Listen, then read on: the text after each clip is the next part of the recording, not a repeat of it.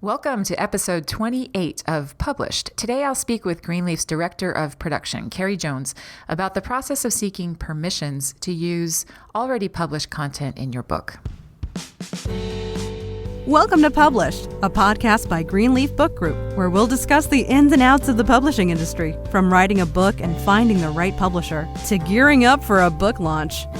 And now, here's your host, Greenleaf Book Group CEO, Tanya Hall. Welcome back to Published. So in today's episode, we are stepping back to an early part of the book writing process, which is seeking permissions. Authors often use quotes or song lyrics or sometimes entire sections quoted from other works to enhance their books. But sometimes authors, especially those who are publishing for the first time, don't consider the process to secure the rights to those pieces or the consequences if that content is published without the creator's consent. So whether or not it's necessary to seek permissions can depend on the kind of content, and it's important to know what factors to look for as you are gathering content for your book. To help explain the types of content that require permissions and the process to reach out to the content owner, we're joined by Carrie Jones, Director of Production at Greenleaf Book Group. Carrie has more than 30 years of publishing experience, including 2 decades with Houghton Mifflin Harcourt. She's held a variety of positions from editorial, project management, of course, rights and permissions, and today, as I often tell her, she operates as the mini CEO of the production group here at Greenleaf, and she's an amazing team member for us. So let's get into the interview. Hello, Carrie. Well, why don't we start by having you tell us a little bit about what you do here at Greenleaf and also your background in permissions. Sure. I currently head up production at Greenleaf, and at Greenleaf, production is actually made up of 3 different subgroups. We've got editorial, design, and project management. Before my life at Greenleaf, though, I spent 21 years at Houghton Mifflin Harcourt, and I spent there about a decade in their permissions and copyrights division, where I was responsible for seeking permission for copyrighted material, and I also made all the fair use and public domain decisions for the company. Is that, I'm just curious, is that unusual to not be handled by a lawyer? We actually had a lawyer at the top of the department, but most of the day-to-day decisions we were able to handle. We did have to have extensive training for it, though. Yeah, I would imagine so. So I know this and you know this, but quite often things come to us in a manuscript and we look at it and say, whoa, you have to have permission for that. And the author is just taken aback, like, I had no idea that I couldn't use that. And so maybe you can give us examples of common things that show up in the manuscripts we see that are not permissioned but need to be permissioned, things that our authors who are listening, our would-be authors, don't even realize that they need to get permission for before they include them in their work. Yeah, sure. You are correct. We get a lot of content in our manuscripts that do need permission, and it's almost always a surprise to our authors.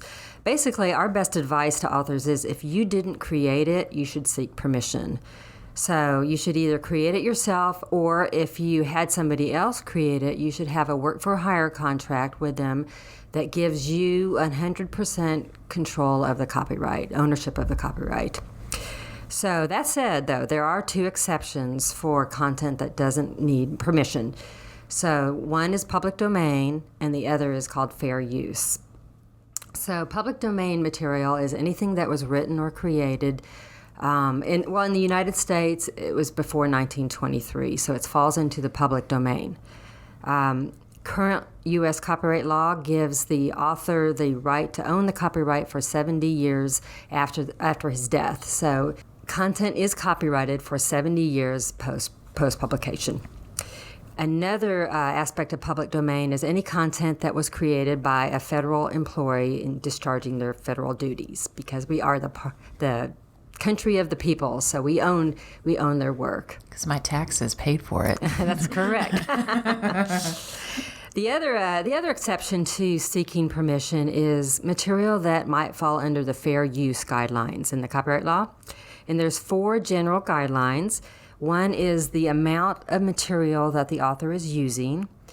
Another is the amount of material that copyrighted content takes up of their book. So if it's significant, it's more likely to need permission. If it's insignificant, it's less likely. And it's also how it's used. If it's used in the running text, if they give us credit to the source, it's more likely to fall under those fair use guidelines. If they use it on the cover of their book, it's more likely not to be under fair use guidelines. And the last is if it's commercial use or educational use. For Greenleaf, everything, we are a commercial publisher. We sell our books, our authors sell their books, so most of our books won't fall under that one. Yeah. So I used to work in television, and one of the things I did early in my television career was clearances, we called them, but it's basically permissions.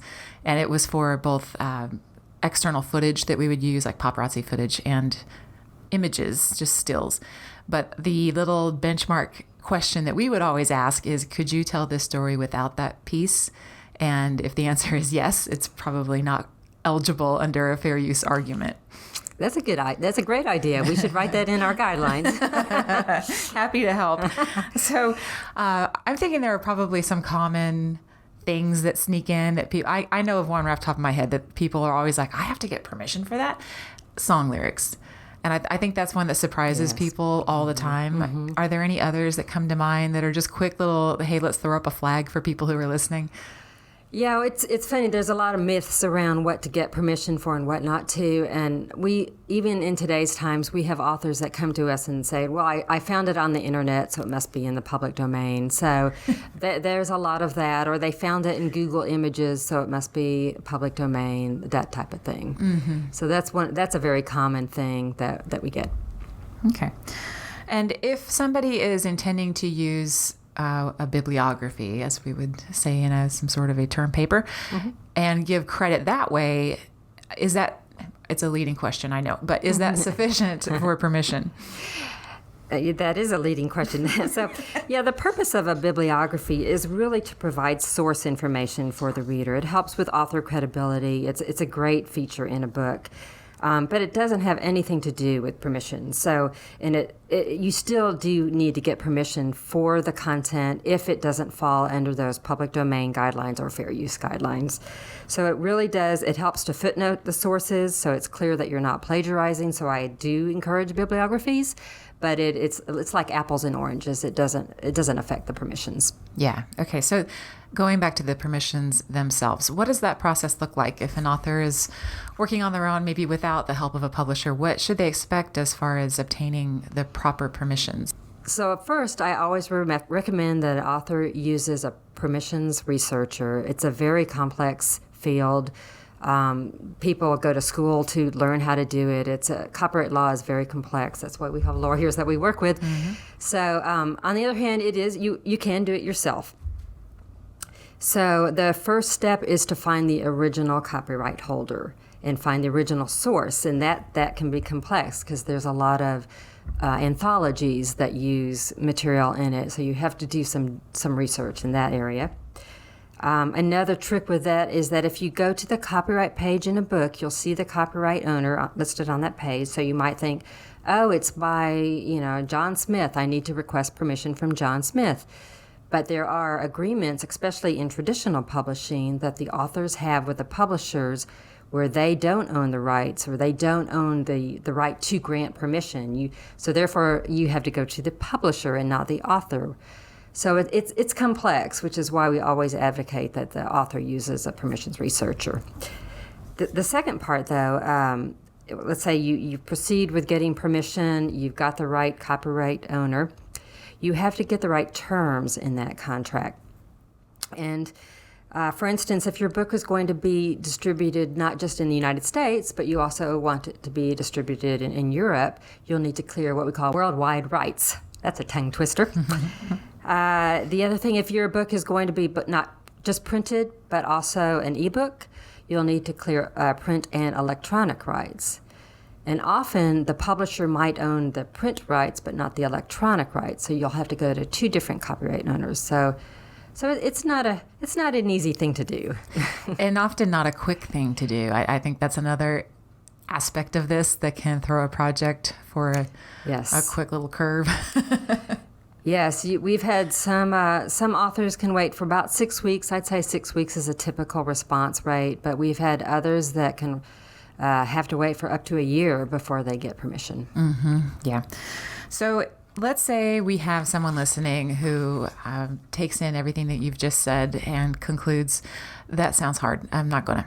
So at that point, they have unpermissioned stuff in their manuscript, and maybe they reason, who's really going to read this anyway? I'm just kind of doing it for family and friends. What are the risks if somebody does proceed with unpermissioned material and gets busted? And dear listeners, there are tools out there that people who have content that is frequently ripped off that they use to find the people who are basically abusing their copyright. So you probably will get caught. And what are the risks in that case? I'd say the biggest risk is that you can and will be sued. You really never know what's going through the head of the copyright owner. It's difficult to put yourself in their position, so you don't know what drives them. And here, especially in the United States, we're a rather litigious group of people. So it's always best to get permission. If you don't, you could be sued. You could be taken to federal court. It is a federal offense to violate somebody's copyright. Sometimes especially at Houghton Mifflin Harcourt, we've had incidences where we had to destroy thousands of books because of those type of situations. So it's not good. Mm-hmm. Yeah, I've seen the same, where the part of basically the settlement is that the author agrees to pulp any offending books, or at least do what we call in this business a rip and tip, where if it's limited to a page, you take out that page, but then you've got to literally tip in the new page, which is very expensive work. It's like manual labor, and pay some sort of financial settlement for the fact that you abuse their copyright. So it is not an insignificant penalty for sure, and therefore worth all of the effort that Carrie's describing here to make sure that you are buttoned up on the front end and protected. Carrie, as far as parting advice for people who are probably now a little overwhelmed at what they've potentially got in their book and not quite sure either how to start or how to find a permissions specialist? Or a researcher. Or permissions editor, right. Okay, yeah. So parting advice for these folks as far as proceeding safely with the publication of their books? Yeah, so it's, like I said, ask for a permissions experienced person to help you. At GBG, for instance, what we do is what we call a permission scrub of all our manuscripts, where we have 2 people on staff that are both experienced at this, and we will go through and read through the manuscript and, to the best of our ability, flag anything that we see may need permission. And then again, plan ahead. Get permission as soon as you can. Do not go to press without permission. Some of the myths that we have that I want to warn people about is, I've requested permission, so therefore I'm covered. Mm-hmm. Or I've requested permission, and 6 months ago I've followed up twice. They haven't responded. No response is assuming I just told them, if you don't respond, I'm going to use it, so I can use it without their permission. We've had all those types of situations, and that's not legal. So that doesn't fly in the federal courts. So definitely no response does not mean you can use it without permission. Another type is we've had authors who will revise or tweak the copyrighted material or adapt it. And they might think, because I did that, I no longer need permission because I made these changes. So U.S. copyright law gives the copyright owner the right to derivative works, so you just created a derivative work by doing that. So you do need permission, and you need permission to revise it. So it's kind of a double whammy there. And then the last thing I can think of is that a lot of these copyright owners charge fees. So there is no standard fee that a copyright owner might charge. They could charge anywhere from $0 and they might want a copy of your book to thousands of dollars for a 3-line poem. It is entirely up to the copyright owner to determine what fee they want to charge. Mm-hmm. And thank you. And also, we have another podcast that we've done in this series with Sujan Trivedi, who is our general counsel. And we'll make a note in the podcast notes about which episode that is, if you want to take a little deeper dive into some of these issues around copyright and trademark, because as Carrie's noted, it is very complex and there are other considerations even for stuff in the public domain, if there's an estate that, like, I think Einstein was the example he gave us, or maybe it was Marilyn Monroe, but there are some estates that have additional sort of restrictions around the use of likenesses that may still restrict something in the public domain. Trademarks are a completely different animal, and I don't know, I dork out on this stuff. I think it's super interesting. And if you do as well, check out that episode with Sujan Trivedi, our general counsel. But Carrie, thank you so much for giving us all this information. Hopefully it keeps someone out of trouble. Oh, you are welcome. That's it for our episode today. We hope you learned something and understand how to seek out permissions for some potentially protected content that you might be considering using in your book. For notes and resources from today's show, go to greenleafbookgroup.com/episode 28. You can also find advice for writing, publishing, and promoting your work in my book, Ideas, Influence, and Income, which you can learn more about at ideasinfluenceandincome.com. If you've enjoyed the show, please rate and review us on iTunes. It means a lot to have your feedback and will definitely help us make sure we're answering your most burning publishing questions. We'll be back in a month with another new episode. Thanks for listening to Published. To learn more, please visit greenleafbookgroup.com. And remember to subscribe to this podcast on iTunes.